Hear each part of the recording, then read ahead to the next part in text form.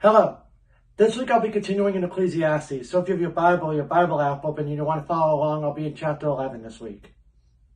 Cast your bread upon the waters, for you will find it after many days. Give a serving to 7 and also to 8, for you do not know what evil will be on the earth. If the clouds are full of rain, they empty themselves upon the earth. And if a tree falls to the south or the north, in the place where the tree falls, there it shall lie. He who observes the wind will not sow, and he who regards the clouds will not reap. As you do not know what is the way of the wind, or how the bones grow in the womb of her who is with child, so you do not know the works of God, who makes everything. In the morning sow your seed, and in the evening do not withhold your hand. For you do not know which will prosper, either this or that, or whether both alike will be good. Truly the light is sweet, and it is pleasant for the eyes to behold the sun. But if a man lives many years and rejoices in them all, yet let him remember the days of darkness, for they will be many. All that is coming is vanity. Rejoice, O young man, in your youth, and let your heart cheer you in the days of your youth. Walk in the ways of your heart, and in the sight of your eyes.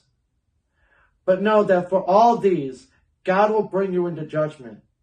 Therefore, remove sorrow from your heart, and put away evil from your flesh. For childhood and youth are vanity.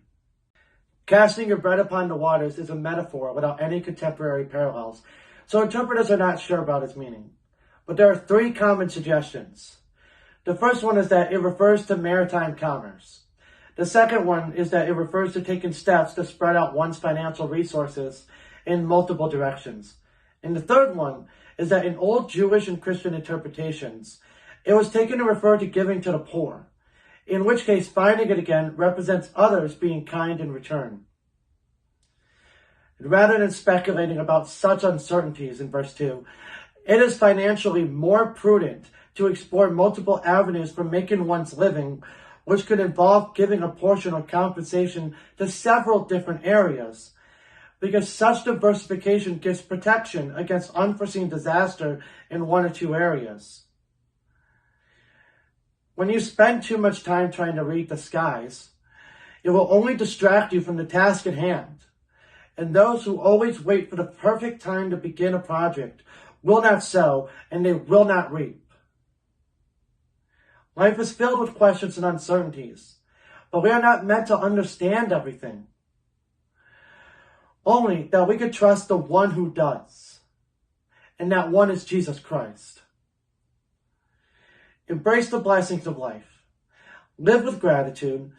Even in the challenges, there is sweetness in experiencing God's creation, relationships, and daily opportunities.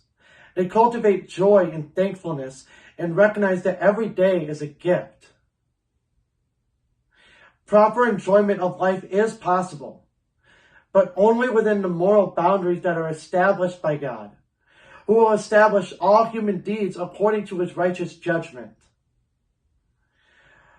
We need to release the worries and stresses that try to steal our joy and to focus on what is eternal. While verse 10 acknowledges the temporary nature of youth and physical strength, embrace life's blessings without being consumed by the worries of the world. We should root our hope and joy in God's eternal purpose, not fleeting things like youth and health. Thank you for watching. Next week I'll be wrapping up Ecclesiastes with chapter 12. I hope that you could join me. God bless.